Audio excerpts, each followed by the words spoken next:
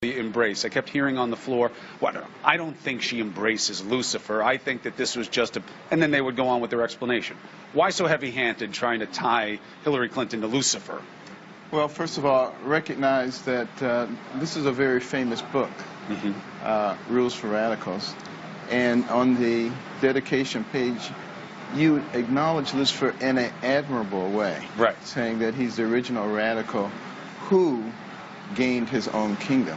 Right. And then if you read the book, I don't know if you've ever read it. Right. What I did was I read the studies of the book, just to figure out where you were going with this. But right. Please continue. But please read the book, because it's very interesting how it uses controlled anarchy in order to change us from a democratic republic to a socialist society. Right.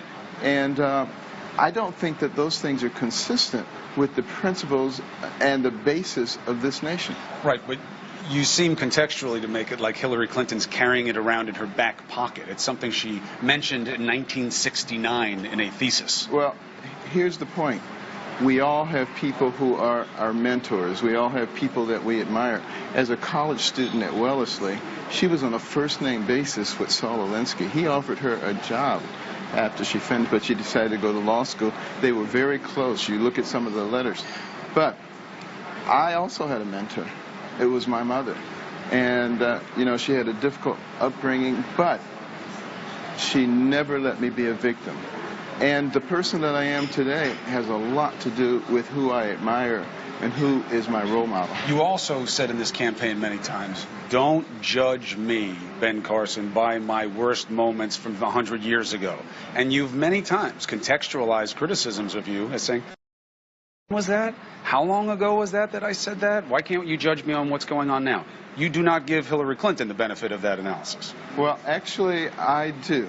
Because, you know, in the real world, and particularly in business, if someone is doing something that is inappropriate, what you do is you maybe give them remedial training or you demote them.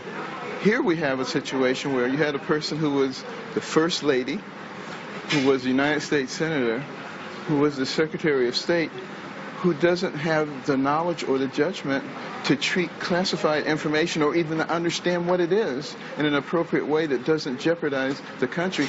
And instead of sending her for remedial training and demoting her, you're saying, let's promote her to the highest position in the land. Legitimate argument. Certainly different than blaming her for what she wrote in college. That's why I'm asking you. I get that Lucifer is a powerful term, especially with a group that is faith-sensitive.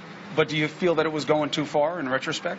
Again, when you look at the principles that are espoused by Christ, by Christianity, and you look at what's espoused by evil, and then you look at things like killing babies, you look at things like redefining marriage away from what the biblical definition is, I think that there's pretty good consistency there.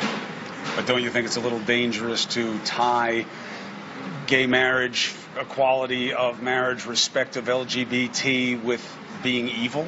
Don't you think that's a little bit too far, once again? Well, again, that's your interpretation.